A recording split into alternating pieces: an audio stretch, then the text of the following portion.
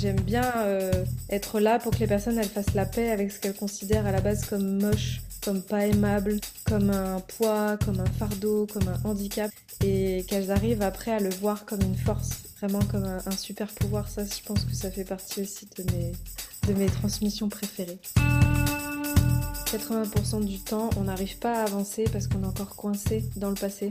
On est encore coincé dans la relation avec notre père, avec notre mère. On va pas se mentir, hein, c'est quand même une grosse majorité du travail. De pacifier, de pardonner, d'accepter ce qui a pu être vécu quand on était enfant, avec nos parents qui ont fait de leur mieux, mais ça change pas le fait qu'on comprenne intellectuellement qu'ils ont fait de leur mieux, mais dans notre corps, c'est pas l'histoire qui est racontée. On est tellement habitué à contenir, à contraindre, à essayer d'analyser le truc, de se dire ah je sais même pas au final si je suis triste, si je suis en colère. On va chercher des réponses avec notre tête, alors que si on descend dans le corps, en général on a la réponse.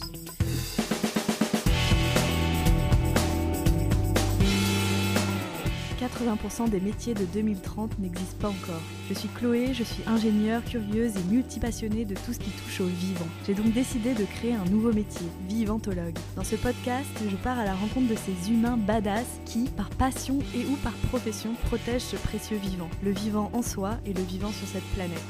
Ils nous aideront à comprendre les grands enjeux actuels, nous donneront des clés d'action et surtout l'envie d'avoir envie. Si un peu. Et surtout l'envie de nous engager nous aussi en faveur de la construction d'une nouvelle société plus vivante et vibrante, car nous avons tous un rôle à jouer. Bonne écoute.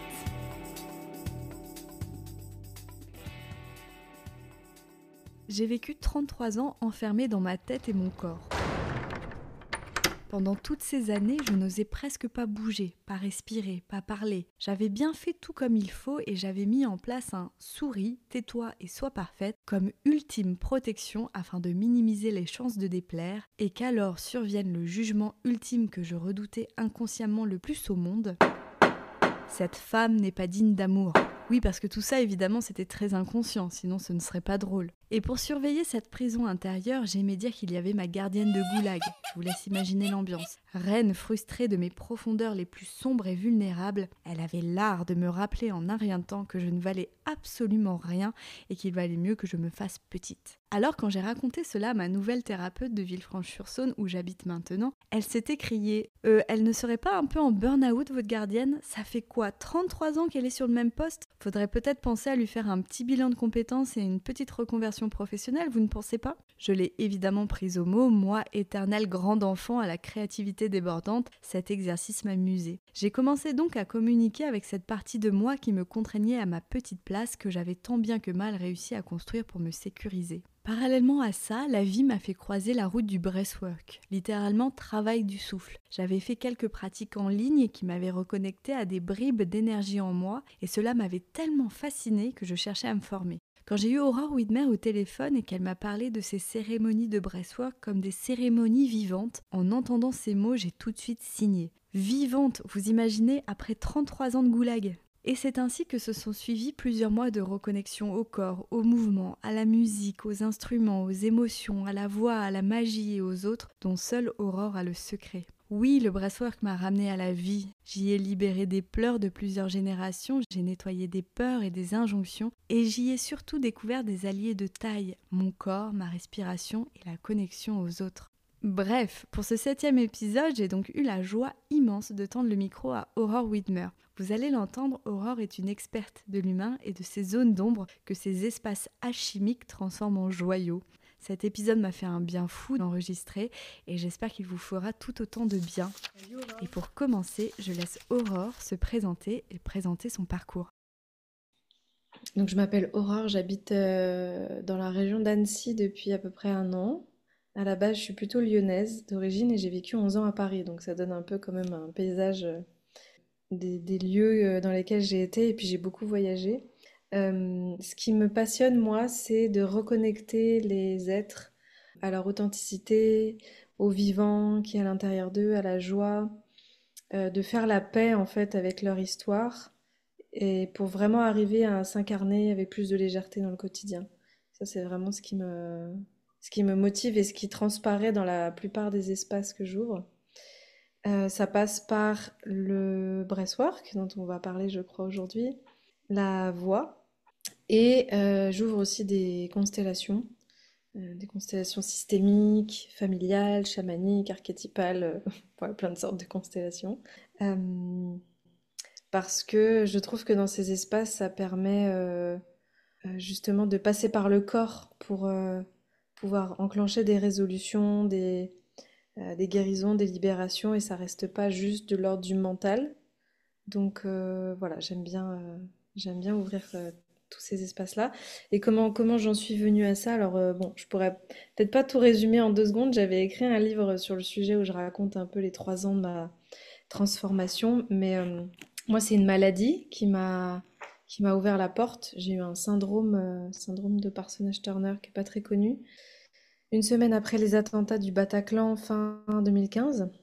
Et c'est ce syndrome qui m'a mis sur le chemin de la guérison parce que j'ai été lourdement médiquée, j'ai été semi-paralysée, enfin ça a été assez compliqué pour moi et donc je me suis mise un peu à chercher des ressources pour arriver à sortir de ça, à comprendre ce qui se passait et donc j'ai découvert la naturopathie, j'ai ouvert un blog, j'ai commencé à raconter toutes mes découvertes. Ensuite, je suis allée vers les pratiques chamaniques, le yoga, la voix, la danse. J'ai beaucoup voyagé. Je suis partie à Bali, au Népal, en Thaïlande. Enfin voilà. Et puis à force d'exploration, j'ai commencé à sentir, ok, bon, bah ça me parle vraiment. Je sens que c'est plutôt mon chemin. Ça, c'est un peu moins.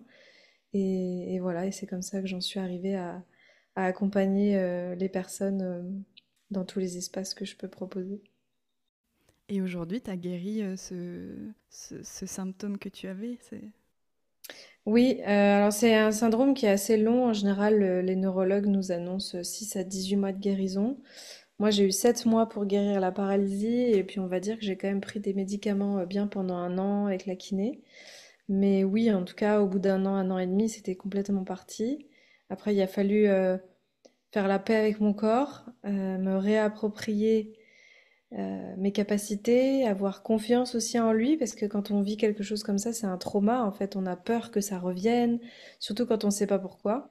Donc, il a fallu vraiment que je passe un peu par tout ce processus aussi de me réapproprier mon corps, de faire alliance avec lui.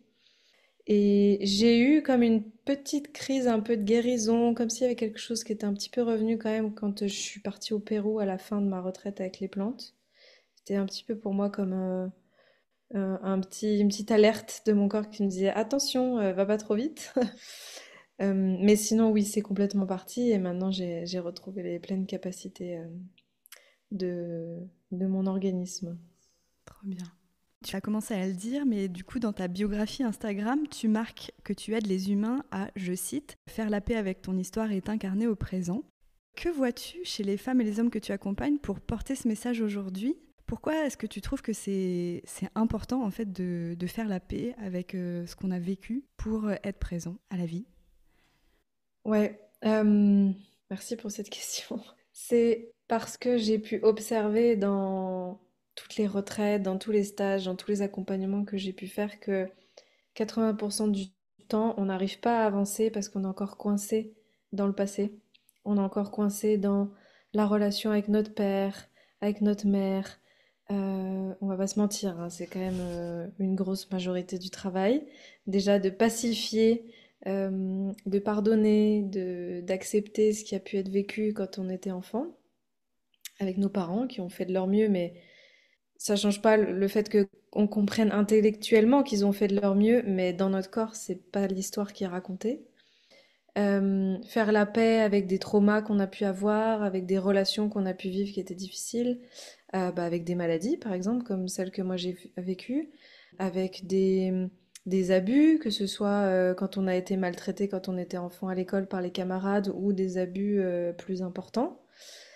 Ça peut être d'avoir vécu dans un environnement stressant pendant des années. Enfin, en fait, on est tous, et c'est pour ça, je pense qu'aujourd'hui, il y a une espèce de mode autour du trauma. C'est parce qu'on est en train de se rendre compte qu'on a tous dans nos cellules plein de micro-traumatismes et accumulé beaucoup de stress chronique.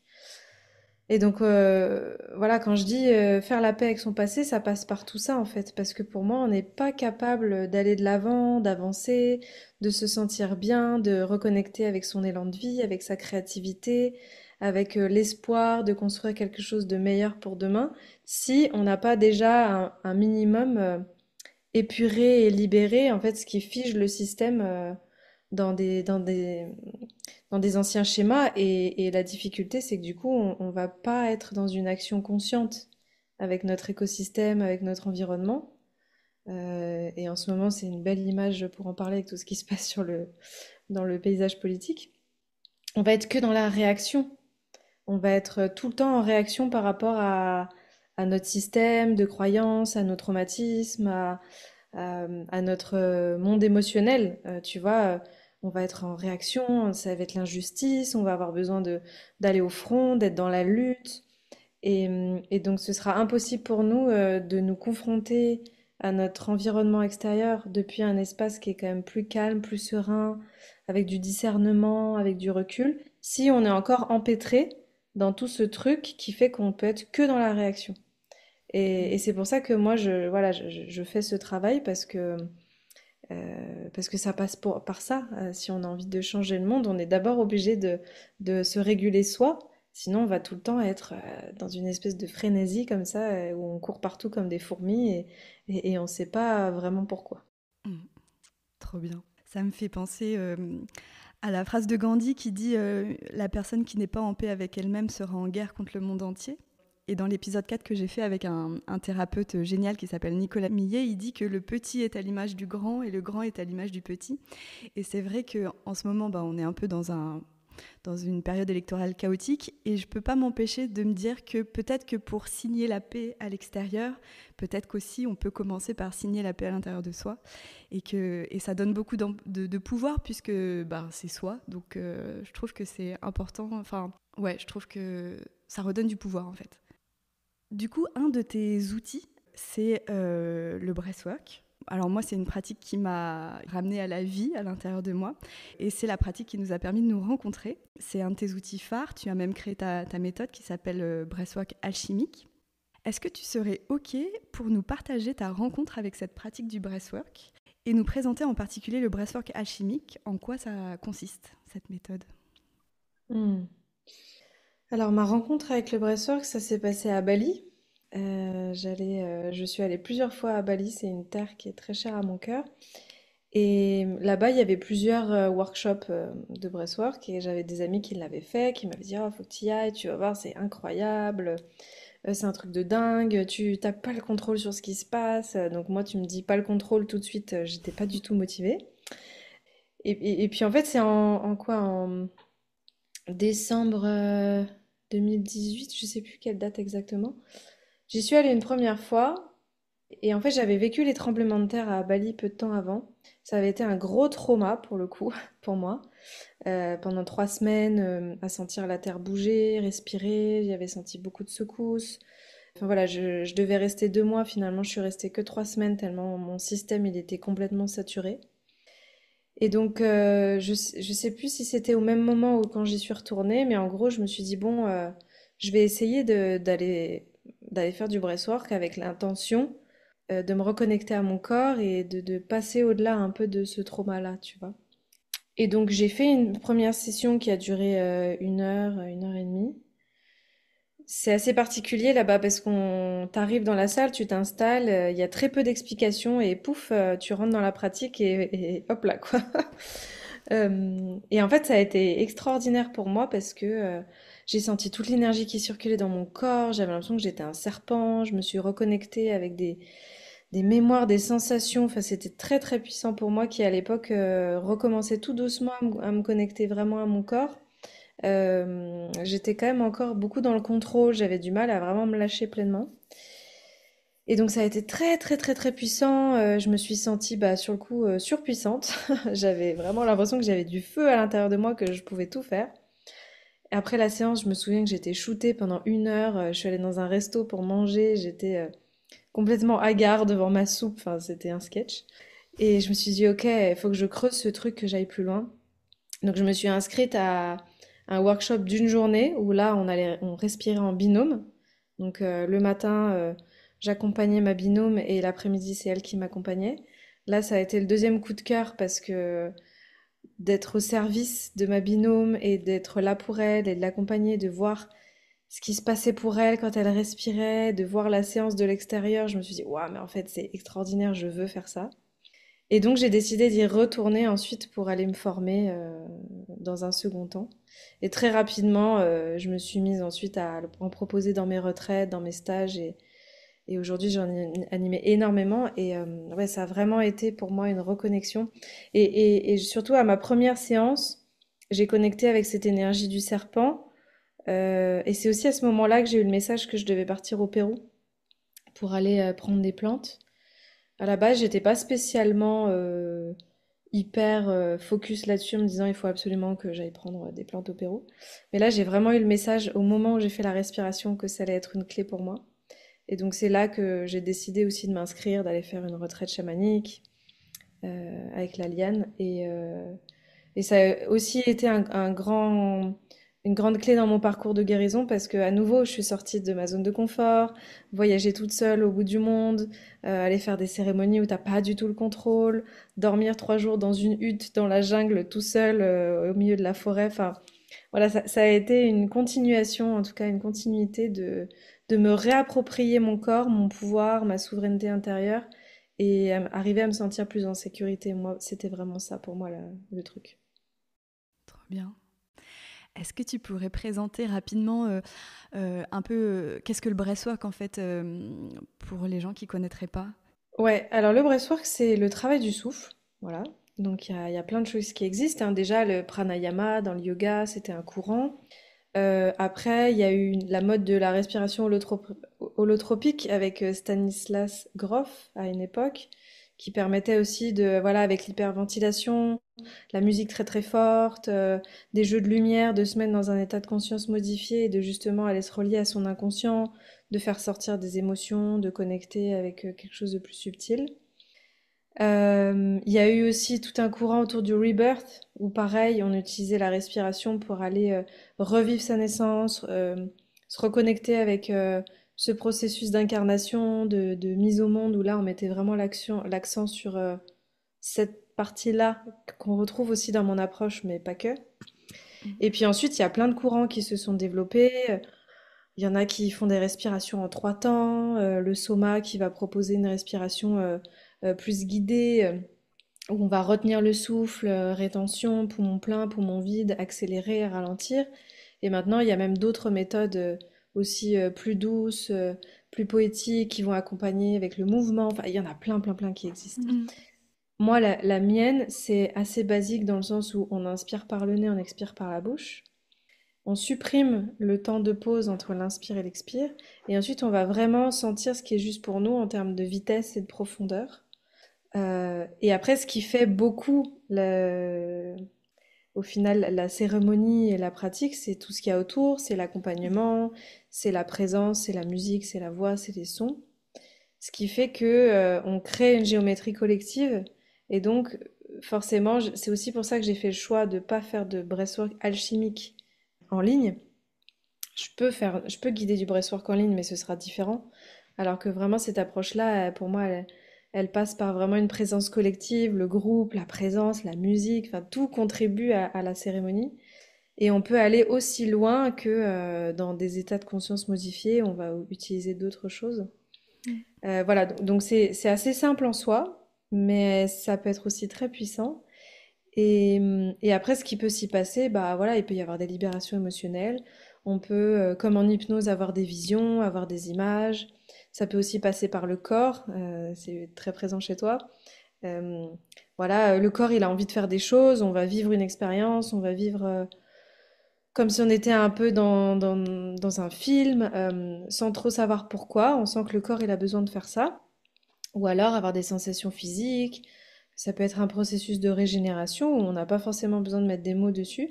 C'est très variable en Mm. fait par rapport à ce dont on a besoin. Il y a même des gens qui dorment. Il y en a une l'autre jour qui a dormi et je dis bah c'est que tu en avais besoin. Et voilà, c'est assez riche. Trop bien. Et du coup, tu as créé ta méthode breathwork alchimique. Est-ce que tu peux nous dire un peu les piliers de cette méthode, comment tu vois les choses, qu'est-ce qui est important pour toi? Alors moi j'ai été formée au shamanic breathwork, donc forcément ma méthode elle est très proche de ce qui m'a été enseigné. Après je l'ai appelé alchimique parce que j'ai voulu vraiment mettre l'accent sur le son, les instruments dans l'espace, la voix aussi. Je chante pendant la pratique et je transmets ça aussi à mes élèves, dont tu as fait partie. Que la voix, ça peut être vraiment quelque chose de très puissant. Parfois, on n'a pas besoin de toucher la personne ou de l'accompagner même dans l'énergie. Juste avec la voix, il se passe des choses assez extraordinaires. Mm. Et puis, l'importance aussi du corps. Voilà, Mélissa, avec qui j'ai co-animé le cursus, que tu connais aussi, elle va danser dans l'espace, elle va créer une géométrie. Donc, il y a toute cette approche-là et cette vision-là qui fait que ça fait partie un peu de la particularité de mon approche. Et en même temps, voilà, tout le monde maintenant a un peu sa façon de vouloir faire du breathwork. Moi, je mets vraiment l'accent sur l'individu, l'individualité, aller au propre rythme de la personne, être à l'écoute, ne pas avoir d'attente, pas vouloir provoquer à tout prix une catharsis qui pour moi est très New Age. On n'est pas obligé de hurler dans un espace pour qu'il se passe quelque chose. Tu en sais quelque chose. Euh, et voilà, vraiment, ça peut être une approche plus douce, plus consciente, même si parfois ça peut être très intense aussi, mais en tout cas, voilà, laisser le choix à la personne pour que ça se passe. Et puis l'alchimie, parce que, voilà, moi j'aime toujours dire qu'on a la capacité de transformer nos ombres en lumière, ce qui nous plombe en trésor, et de mettre la conscience là-dessus. J'aime bien être là pour que les personnes elles fassent la paix avec ce qu'elles considèrent à la base comme moche, comme pas aimable, comme un poids, comme un fardeau, comme un handicap, et qu'elles arrivent après à le voir comme une force et Mm. vraiment comme un super pouvoir. Ça, je pense que ça fait partie aussi de mes transmissions préférées. Trop bien. Est-ce que j'ai peut-être envie de préciser là, enfin, tu me dis si tu es d'accord avec ça, mais c'est vrai que des fois on peut avoir peur de se dire, bah en fait je suis maître de rien, mais ce que j'aime avec ta pratique et les breathworks que j'ai testés jusqu'à présent, c'est qu'on reste conscient, on est juste en état un peu modifié de conscience par rapport à la réalité, mais on reste conscient, on reste maître de notre voyage, souverain de ce qu'on a envie de vivre. Et ça, c'est hyper précieux et rassurant, je trouve, pour les gens qui voudraient tester. On ne se remet pas à quelqu'un qui pourrait nous faire n'importe quoi. On reste quand même souverain de ce voyage. Tu es d'accord avec ça Hmm. Oui, surtout que moi je prône une pratique plutôt incarnée. Je dis toujours aux gens, l'idée c'est pas comme on a pu le chercher parfois avec des voyages au tambour, de vous barrer et d'aller danser avec les anges. Euh, L'intention c'est d'être dans son corps, c'est d'être à l'intérieur, d'être dans son vivant, connecté avec son inconscient. Après, ça peut arriver, bien sûr qu'on parte super loin. Moi ça m'est arrivé aussi, hein, d'être dans un état de conscience méditatif. J'avais l'impression que j'étais Bouddha ou alors de pas avoir le contrôle sur son corps, d'avoir des montées de Kundalini, parfois ça peut arriver aussi, hein, de se retrouver dans des états où on a quand même moins le contrôle et ça peut être un peu perturbant si on n'a pas l'habitude de lâcher prise. Mais en même temps, le facilitateur, il est aussi là pour s'assurer que ben, la personne, elle se sente en sécurité à chaque moment de son voyage, qu'elle soit dans un processus lent et doux ou que ce soit intense. Nous, on va accompagner ça pour que la personne, elle se sente en sécurité, en tout cas d'aller dans cet espace-là qui lui est offert et ouvert. Et bien sûr, on aura quand même toujours plus le contrôle dans un espace comme ça où ça passe par la respiration que si on va par exemple prendre des plantes, des substances où là, pour le coup, bah, on s'en remet à quelque chose d'extérieur et c'est forcément différent. Mm. Ouais, trop bien. Pour finir sur le breathwork, je voulais dire que quand on s'est eu au téléphone avant que je signe pour la formation, tu m'avais dit que toi, tes espaces, c'était une pratique vivante. Et rien qu'en entendant ce mot, j'ai signé tout de suite parce que c'est vrai que le vivant, à cette époque, ça faisait pas trop partie de ma vie. Et ta façon d'aborder le breathwork, c'est vraiment une cérémonie vivante. Il y a de la musique, il y a des instruments, il y a du mouvement, il y a des émotions. Et on se reconnecte à ce pulse de la vie et ça fait vraiment un bien fou. Et du coup, ça me permet de faire une transition sur les émotions, parce que c'est vrai que je vois beaucoup de personnes, moi, la première, où on bloque tout, on ne sait pas trop quoi faire de nos émotions. Et donc, dans ces espaces, on peut s'autoriser à avoir des émotions et ça fait un bien fou. L'idée, c'est aussi de s'autoriser au quotidien dans des espaces appropriés. Mais du coup, je voulais profiter de tes expertises et de cet échange ce matin. Est-ce que tu pourrais nous dire pour toi ce que sont les émotions et quelques pistes pour mieux les gérer au quotidien? Est-ce que tu aurais des petits conseils sur ça? Hmm. Déjà, une émotion, ça vient de emotion en anglais. Si on décortique un petit peu, c'est une émotion, c'est une énergie de vie qui circule à l'intérieur de nous. Et derrière une émotion, il y a toujours un besoin. Donc, ça peut être un besoin de l'instant. Donc là, j'ai un besoin de sécurité. D'un coup, hop, j'ai l'émotion de la peur, tu vois, qui va émerger. Ou alors, je peux avoir une émotion de joie parce que derrière, j'avais un besoin de connexion et de reliance avec l'autre. Donc, une émotion, c'est toujours une messagère en fait de qu'est-ce qui se passe à l'intérieur de moi. Ça vient me donner une info et ça passe par le corps. On a été hyper habitués à ne pas être à l'écoute de nos émotions parce que déjà, dans nos lignées et dans les anciennes générations, les émotions, c'était pas forcément quelque chose d'entendable. On était plutôt dans des générations travailleuses, on a vécu des époques difficiles. Euh, on n'était pas encore dans cette conscience que les émotions, c'est pas négatif et il faut les accueillir, les laisser circuler et être à l'écoute. Donc, on a souvent grandi dans des environnements qui font qu'on n'était pas autorisé à exprimer nos émotions. La colère, tu te mets pas en colère parce que sinon je me mets en colère, c'est pas bien d'être en colère, surtout pour les filles. Et la tristesse, mais non, pleure pas, t'es forte, surtout pour les garçons. Je veux pas rentrer dans les stéréotypes, mais ça reste quand même une majorité. Et, euh, et donc, voilà, on nous a appris à, allez, t'as une tristesse, t'as une colère, t'as une frustration, t'as une peur, suck it up, comme on dit en anglais, et puis t'avances, quoi.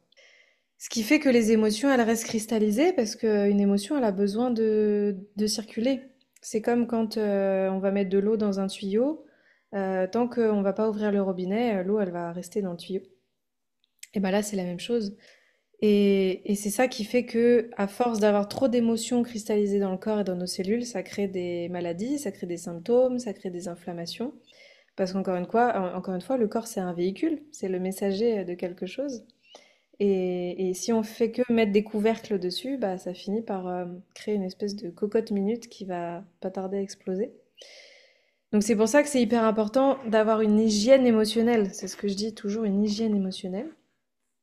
De juste s'autoriser à vivre l'émotion. Donc le vrai soir, c'est un des outils pour le faire. Ça peut être aussi de la respiration consciente, du yoga, d'aller marcher en nature, de crier dans la nature, le sport. Voilà, toutes les pratiques où en fait la danse, le chant, on va pouvoir être au contact de ces émotions pour les laisser sortir. Donc ça déjà c'est une hygiène saine dans le sens où ça permet de laisser circuler. Après des conseils pour bon pas pour les gérer parce que j'utilise pas trop ce mot. Pour moi on va pas gérer une émotion, c'est plutôt comment on arrive à être à l'écoute et à la laisser circuler. Bah pour moi encore une fois ça passe par le corps. Parce que on est tellement habitué à contenir, à contraindre, à essayer d'analyser le truc, de se dire ah je sais même pas au final si je suis triste, si je suis en colère, on va chercher des réponses avec notre tête, alors que si on descend dans le corps, en général on a la réponse. Et ça va passer par le silence, la méditation, voilà, le yoga, la respiration, les pranayamas, la danse, le chant, tout ce qui va nous reconnecter en fait à un espace où on n'a pas besoin de parler et on va être pleinement à l'écoute de ce qui est à l'intérieur de nous. Donc mon conseil, ce serait de s'offrir plus d'espace où on est au contact de ça. Sortir un peu du pilote automatique. Et je sais que parfois c'est difficile, hein, moi la première avec ma vie de jeune maman entrepreneuse. Mais juste de dire, ok, là je sens que la cocotte minute, elle va exploser et qu'il faut que je me mette 5-10 minutes sur mon tapis, que je fasse quelques respirations, que je me dépose sur un coussin et que je me laisse aller. Et juste ça, parfois, ça fait du bien. Et quand c'est trop difficile de le faire seul, bah, de demander du soutien, d'aller chercher des ressources à l'extérieur. Et il y a plein de gens qui accompagnent maintenant voilà, les libérations émotionnelles, des facilitateurs, des thérapeutes, l'EFT, enfin, il y a plein de techniques. Donc, aller chercher à l'extérieur la méthode qui nous conviendra le mieux pour arriver à le faire. Trop bien. J'aime bien cette idée d'hygiène émotionnelle, en effet, c'est hyper important. Alors, je profite de t'avoir ce matin pour te poser toutes mes questions. Il y a un jour, tu avais dit que l'hypersensibilité, par contre, pour toi, c'était un manque de sécurité intérieure. Et ça m'avait fait... En fait, j'y ai longtemps pensé et je pense voir ce que tu veux dire, mais j'aurais bien aimé te poser cette question. Pourquoi, pour toi, l'hypersensibilité, c'est en lien avec l'insécurité? Hmm. Merci, j'adore ta question. L'hypersensibilité, déjà pour moi, il y a une espèce de vague, bah, un peu comme tout, hein. De toute façon, là, on a eu des effets de mode sur tout. Tout le monde est hypersensible, tout le monde est HPI, tout le monde est HPE, tout le monde est zèbre, tout le monde est haut potentiel. Alors, oui et non. Enfin, en tout cas, mon regard, parce que de toute façon, après, on a tous que nos vérités personnelles. Mhm. Mon regard, c'est que ça parle surtout de, encore une fois, comment on fonctionne. Est-ce qu'on va plus laisser de la place à l'intellect? Est-ce que on a une base de trauma qui fait que on va fonctionner différemment? Et donc, on va avoir le cerveau qui va très vite, qui a besoin de tout analyser, d'analyser son environnement. Euh, Après, bien sûr qu'on a tous des personnalités différentes, on a des fonctionnements différents, parce que je suis adepte, par exemple, de l'astrologie et du human design. Donc, basé là-dessus, je suis forcément aussi d'accord qu'on ne fonctionne pas tous de la même manière et qu'on a tous des structures qui sont différentes. Un projecteur, il aura moins d'énergie qu'un générateur. Et en astrologie, pareil, quelqu'un qui a beaucoup d'énergie Gémeaux, Verseau, Balance, des énergies d'air, sera beaucoup plus dans sa tête que des gens qui ont beaucoup de terre, par exemple. Mhm. Donc ça reste quelque chose de structurel et c'est un choix au moment où on s'est incarné de notre âme qui s'est dit, tiens, allez, je vais aller faire l'expérience d'être Scorpion ascendant Capricorne, d'être générateur et on va voir ce que ça donne.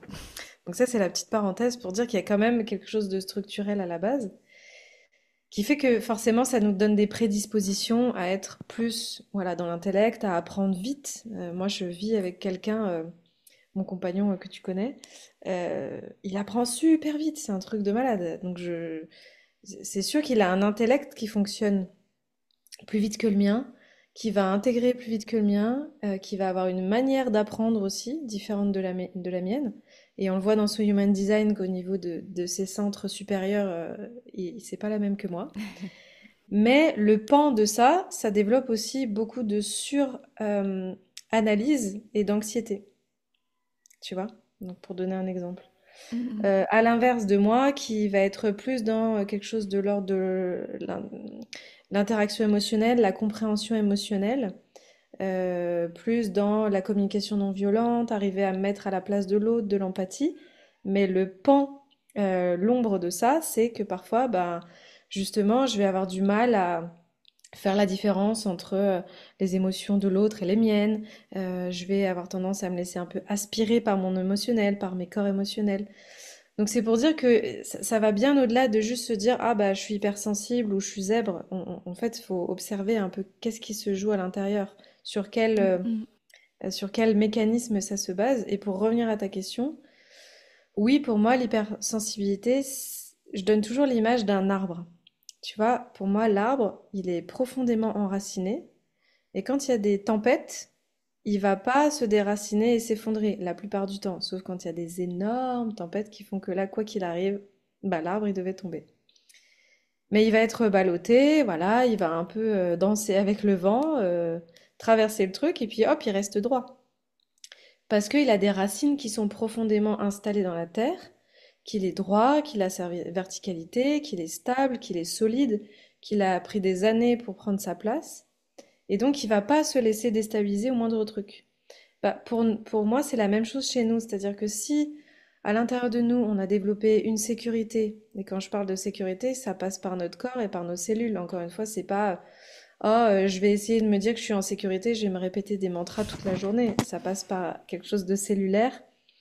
C'est à l'intérieur de soi. Prendre le temps de développer nos propres ressources, avoir confiance en nous, développer notre estime de nous, se sentir en sécurité où qu'on aille. Tu vois, le voyage, par exemple, c'est un bel exemple. De se dire, peu importe où je sois en voyage, je suis capable de m'adapter aux situations. Oh, il y a un changement de planning, et ben c'est pas grave, je vais m'adapter. Il y a quelqu'un qui va me bousculer dans la rue ou une voiture qui va me rentrer dedans. bon, bah, sur le coup, je vais avoir un peu peur, mais ça va pas me redéclencher au niveau mon système nerveux comme si c'était un trauma énorme, tu vois. Et donc pour moi, ça parle de ça, c'est que si le moindre truc, ça vient nous activer, on va se mettre à pleurer, on va avoir peur d'être en interaction avec les autres, on va avoir la sensation que le monde c'est trop, que tout est trop en fait, c'est qu'à l'intérieur, il y a quelque chose à réguler. Mm. Et que notre sécurité, elle n'est pas pleinement installée, et donc ça va passer par voilà, se réapproprier son corps, se réapproprier ses ressources, mieux se connaître, euh, passer par apprendre justement à être en interaction avec les autres de manière plus sécuritaire, la communication non violente. Voilà, il y a plein de choses et c'est encore pour ça aujourd'hui qu'on parle beaucoup des traumas parce qu'au final, bah, on se rend compte que cette insécurité, elle vient de tout ça, de traumas conscients ou inconscients, parce que bah, tout ce qu'on a vécu quand on était euh, dans le ventre de notre mère, moi je peux même aller jusqu'à avant, parce qu'on prend aussi tout l'héritage de notre lignée au-dessus.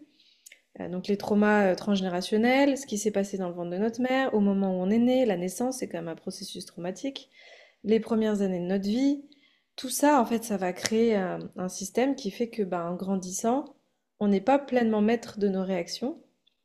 Et donc, il va falloir qu'on réapprenne à se réapproprier nos ressources pour se sentir plus en paix avec le monde.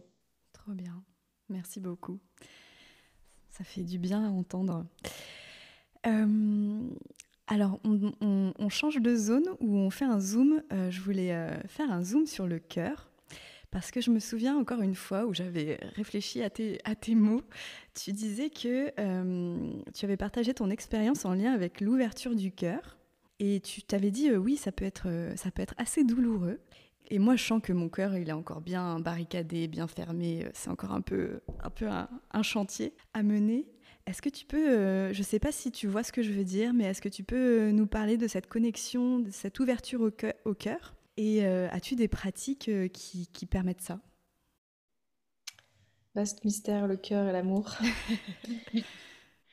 Euh, Ouvrir son cœur, oui, ça peut faire mal au niveau physique parce que on a tellement l'habitude parfois d'avoir une protection, d'avoir fermé, d'avoir surblindé le truc au moment où on décide d'ouvrir, ça peut être submergent et je pourrais même aller au-delà et dire que ressentir en fait, ça peut faire mal. Ressentir, ça fait mal parce que on est obligé d'accepter à partir du moment où on se dit ok, je veux ressentir. On est obligé d'accepter qu'il y a toujours deux polarités. Et que si je veux ressentir pleinement et me sentir pleinement en vie, je suis obligée d'accepter que à certains moments, je vais ressentir de la tristesse, de la colère, de la frustration, et à d'autres moments, je vais ressentir de la joie, de l'amour et de la légèreté. C'est comme quand tu regardes un tableau, tu pourras pas voir la lumière dans un tableau s'il n'y a pas d'ombre. Tu verras juste une toile blanche, c'est chiant. Donc, on est obligé d'accepter que il y a toujours des polarités, même les jeux de lumière, tu vois, quand je pense à la fête des Lumières à Lyon, on trouve ça magnifique, les lumières qui sont projetées sur les bâtiments, il y a quelque chose de féerique, mais parce que ça c'est possible parce qu'on est dans l'obscurité, parce qu'on est dans le noir. Et donc ça passe par accepter que si je veux m'autoriser à aller ressentir la joie, aller ressentir l'amour, ressentir l'extase, le plaisir, qui peut être très très très intense parfois et même submergent aussi, quand on n'a pas l'habitude de ressentir autant de joie et autant d'amour, ça peut même être un peu déstabilisant.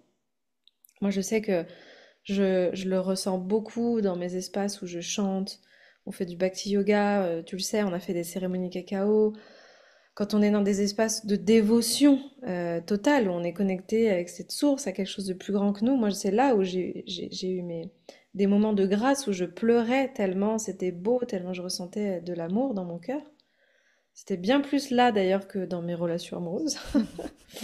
Euh, mais il faut accepter que de l'autre côté, bah, ça nous demande de ressentir parfois de la colère, de la tristesse. Et donc, oui, ça peut faire mal parce que c'est d'accepter ça, d'accepter que parce que l'être humain, il est rigolo, il dit ouais, mais moi je veux ressentir la joie, je veux être bien dans ma vie, je veux que le bonheur. Mais c'est pas possible si si tu n'acceptes pas, comme j'aime bien appeler les petites lignes du contrat. Si tu veux signer le contrat de t'engager pleinement dans la vie, bah, faut accepter les petites lignes. Et les petites lignes, c'est, voilà, sachez qu'à certains moments, ça pourrait être douloureux et à certains moments, vous pourrez vivre des expériences qui seront pas forcément faciles à intégrer, des expériences difficiles, des séparations, des deuils, des accidents. Mais ça fait partie de toutes les couleurs. Et voilà. Et si on veut s'autoriser vraiment à ressentir, on est obligé de passer par là. Et après, pour répondre à ta question, comment on peut ouvrir le cœur? Est-ce que j'ai des conseils là-dessus? Je pense que c'est une des questions les plus difficiles auxquelles on peut répondre, parce que si on avait tous la réponse pour ouvrir son cœur à l'amour, je pense que ça fait longtemps qu'on l'aurait Ouais. fait. Mais il y a plein de choses pour moi. Déjà d'aller se connecter aux autres, de faire des retraites, de faire des stages où on est connecté avec les uns les autres, le collectif. C'est une manière d'ouvrir son cœur. Passer par des pratiques corporelles, bah voilà, le breathwork, mais aussi le yoga, tu vois, le Kundalini yoga. Je vous ai fait faire des pratiques où il y a des kriyas qui permettent l'ouverture du cœur. Dans tous les types de yoga, on peut travailler là-dessus. Et puis le bhakti yoga, le yoga de la dévotion, ça passe par le chant, chanter des mantras, voilà, aller dans des espaces de célébration que moi j'ai beaucoup connus quand j'étais en Asie, où on se retrouve ensemble, on chante ensemble, il y a quelque chose de l'ordre de la grâce qui se passe, et là on sent qu'il y a quelque chose qui s'ouvre, mais ça peut prendre du temps, et en plus c'est pas linéaire. Mm. Donc il faut accepter que parfois ça s'ouvre, après ça se referme, ça se réouvre, ça se referme. C'est une illusion de croire qu'on peut vivre le cœur constamment ouvert. C'est impossible. Il y a toujours des moments où on va avoir besoin d'un petit peu se protéger, de refermer, des moments où c'est trop difficile, où c'est trop douloureux et on a besoin de refermer. Euh, voilà un peu ce que je peux te dire. Ça fait du bien à entendre. J'avais envie de partager que j'ai vécu un des moments de grâce, je ne sais pas si c'est le seul, mais en tout cas des plus intenses dans un de tes espaces, quand on a fait des constellations en novembre dernier pour la certification de la formation. Et c'est vrai que c'est des moments où on est tellement reconnaissant d'être en vie. Enfin, ouais, c'est assez puissant et ouais, je suis émerveillée de ça, en fait, et de ces moments où on est connecté à plus grand et c'est très beau. Et donc, bon, j'attends le prochain avec plaisir et délectation. Tu m'as fait une transition parfaite parce que je voulais te parler d'un des autres outils que tu utilises. Je crois que c'est un de tes préférés qui est le chant médecine. Tu utilises dans tous tes espaces le chant. Tu organises même des cercles de chant à Annecy avec ton compagnon Clément. Est-ce que tu peux nous parler du chant médecine? Qu'est-ce que c'est pour toi et comment tu es arrivé à lui? Ah, c'est toujours... c'est rigolo, ça me touche. Bon, j'étais encore dans l'émotion parce que j'étais connectée à ta dernière constellation et je me suis souvenue à quel point c'était beau et du coup j'ai été submergée. Euh, alors, le chant médecine, non, je vais d'abord répondre à ta question de comment j'en suis réarrivée à là. J'ai toujours chanté déjà. Moi, depuis toute petite, j'adore chanter. Ma mère, elle m'emmenait à la chorale avec elle quand j'étais enfant. Je crois qu'il n'y a pas eu une journée où j'étais pas connectée à la musique. Je regardais les comédies musicales en boucle. Je chantais dans ma chambre tout le temps, tout le temps, tout le temps. J'ai adoré. Je rêvais devant Windows Stress. Je rêvais que je faisais l'école des arts, que je chantais, que je dansais. J'ai animé des pièces de théâtre. J'étais en primaire, à l'école maternelle. Euh, et ensuite, j'ai organisé des spectacles de danse quasi toutes les années jusqu'au au lycée et aux études supérieures. Donc, je me suis toujours sentie très connectée à l'art. J'ai toujours été un peu un côté artiste perché, écorché vive. Et en fait, le chant est revenu dans ma vie bah, quand je me suis reconnectée à tout ça, avec mon parcours de guérison. Euh, Déjà, quand je me suis formée en yoga avec Morgane, à l'époque, elle m'a ramené les mantras dans ma vie, dans mon quotidien. On avait enregistré des albums de mantras, donc tout ça, ça m'avait reconnecté à ça. Après, je suis partie, une amie m'a envoyé une retraite au Népal pour aller apprendre à chanter du nad avec un prof de chant indien. J'avais aucune idée de qui c'était. En 1 heure, je me suis inscrite. Donc, je suis allée chanter des mantras au milieu des montagnes de l'Annapurna avec un professeur indien. On a appris à chanter des rags, à placer notre voix, voilà, à être connecté à cette musicalité indienne. Pour moi, ça a été extraordinaire.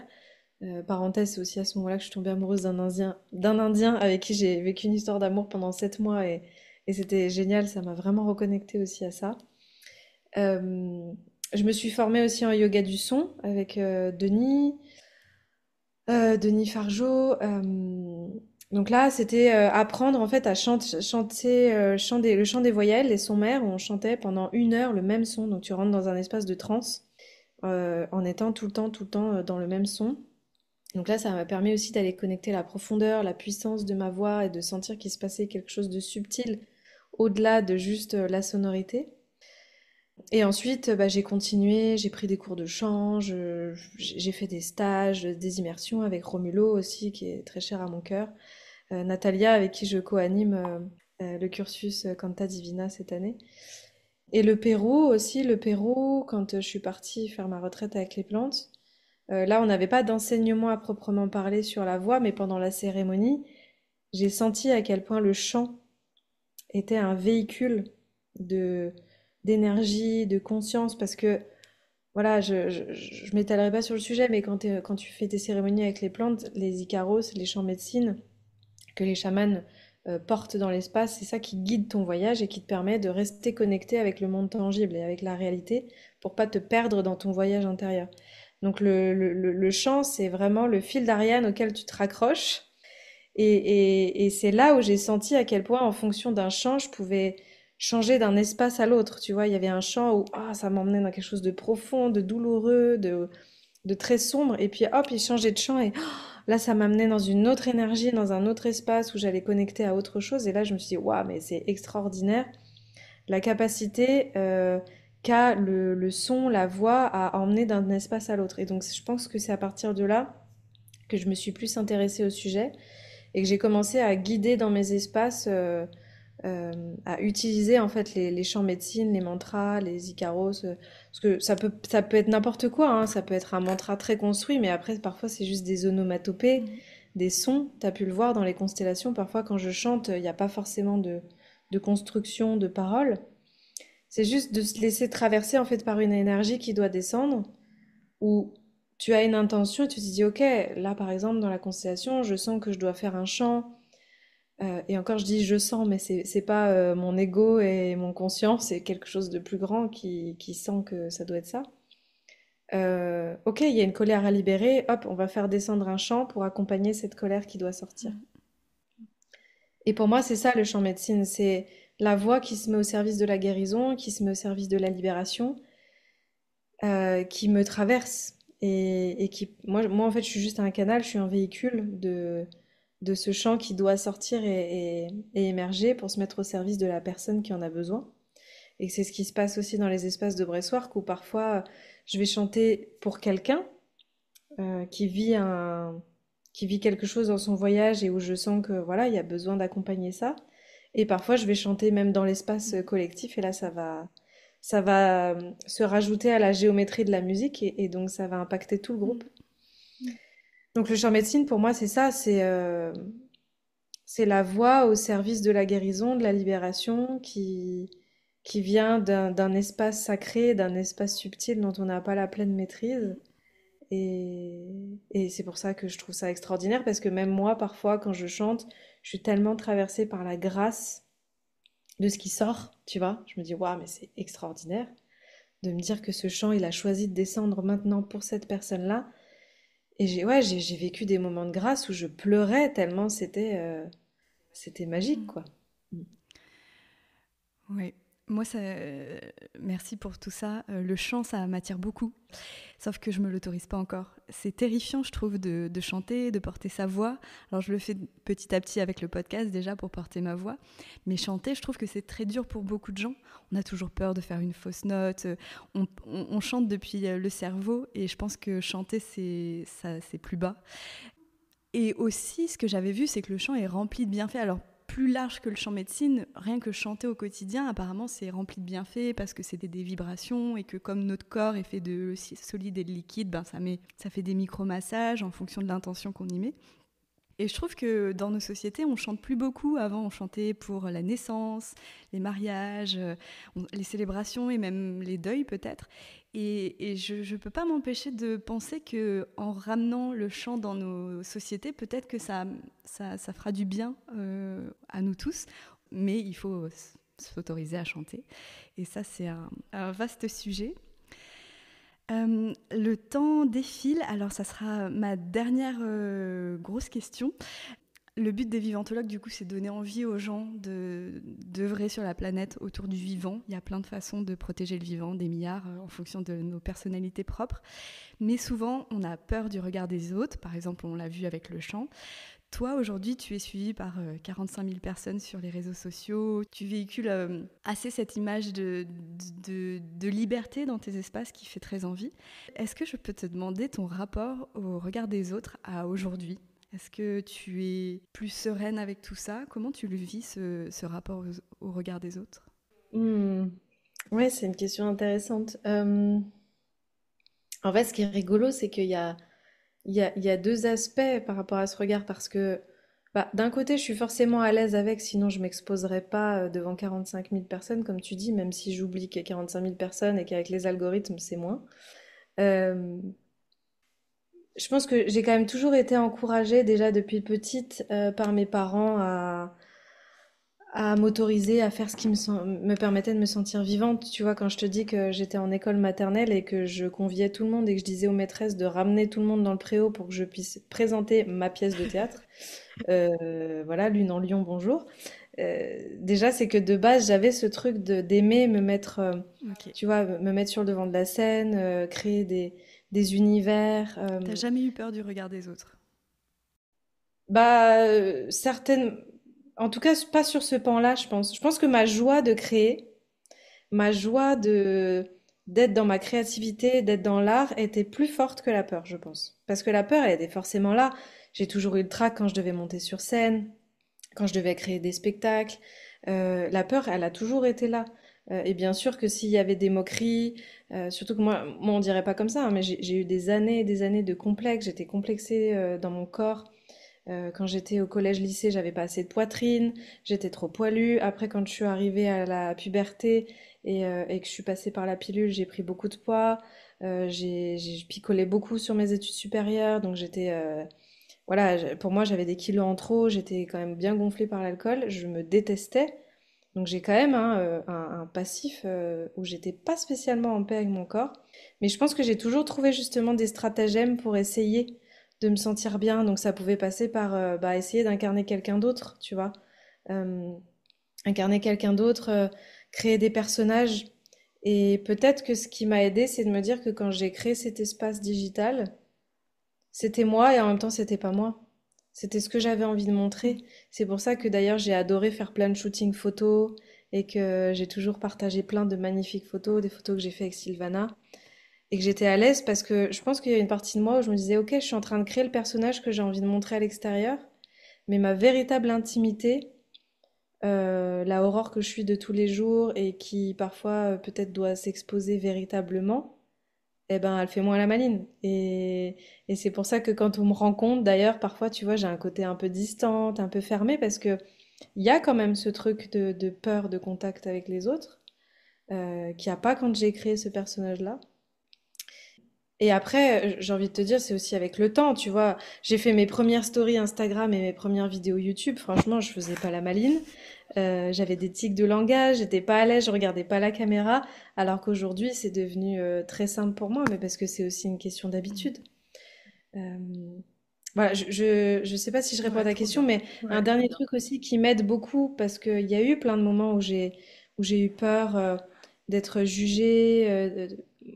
Je pense que c'est plus dans ma sphère intime. Quand vraiment quelqu'un qui compte pour moi va émettre un jugement sur moi, ou va vouloir me rejeter, ou va dire que je suis une mauvaise personne, ou quoi que ce soit, là, ça va vraiment, vraiment me toucher.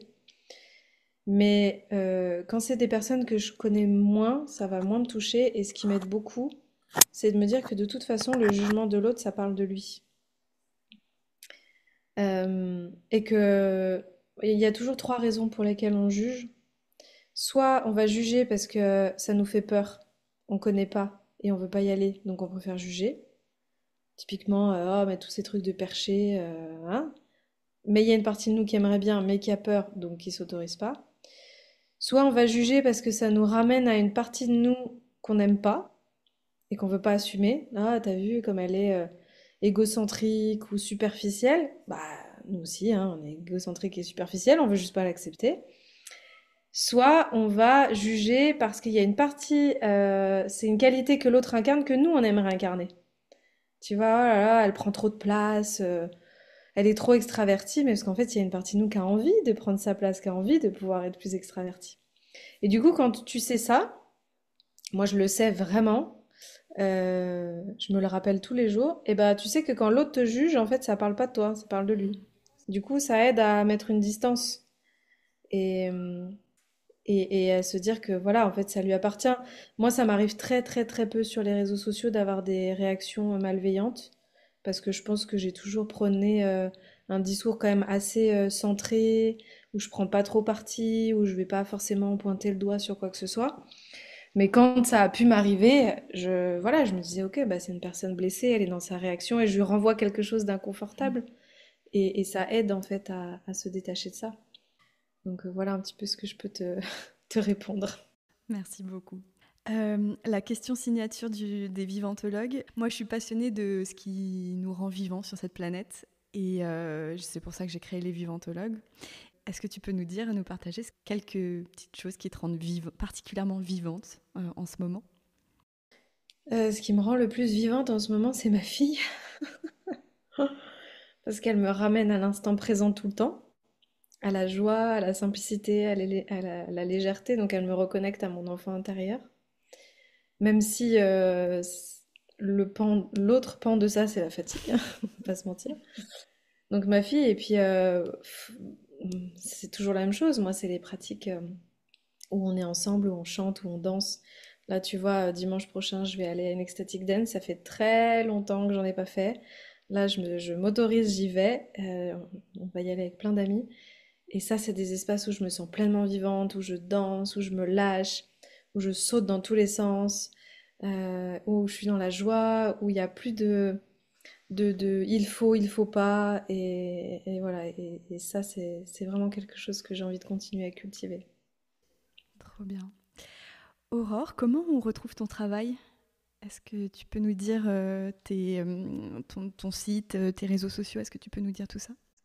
Ouais, bah c'est assez simple. J'ai un site internet aurorewiedmer.com qui va d'ailleurs se faire une petite beauté cet été. Les réseaux sociaux, pareil, Aurore Wiedmer. J'ai une page Facebook, j'ai un compte Instagram. Voilà, vous pouvez me retrouver partout. J'ai une newsletter pour pouvoir rester informé des actus. Et tes prochaines dates là sur l'été, est-ce que il y en a que tu veux partager? Alors cet été, je vais quand même pas mal être en vacances. Il y aura juste la Clusa Festival où on va être début juillet, où on va faire un immense breastwork. Sinon, sur le reste, je prends une pause, ressourcement et justement pour préparer la rentrée et le renouveau. Et ensuite, je reprends, je fais des constellations tous les mois à Annecy. Du breastwork, j'en fais à peu près tous les mois, les 2 mois. Et puis, il y a bien sûr les inscriptions pour le cursus initiatique Alchimia pour la rentrée par lequel tu es passé. Mm, que je recommande chaudement. Principalement ça pour l'instant. Merci beaucoup Aurore pour cet échange. Merci à toi. Merci pour votre écoute. Je serais heureuse de savoir avec quoi vous repartez de cet échange avec mon invité. Qu'est-ce qui vous a parlé en particulier? Pour cela, vous pouvez le partager sur la page Instagram podcast-les vivantologues. Si cet épisode vous a plu, vous pouvez également laisser un avis sur les plateformes de diffusion ou le partager autour de vous à des personnes qui pourraient être intéressées. Merci pour votre aide et je vous dis à très bientôt pour de nouvelles explorations autour de la notion du vivant.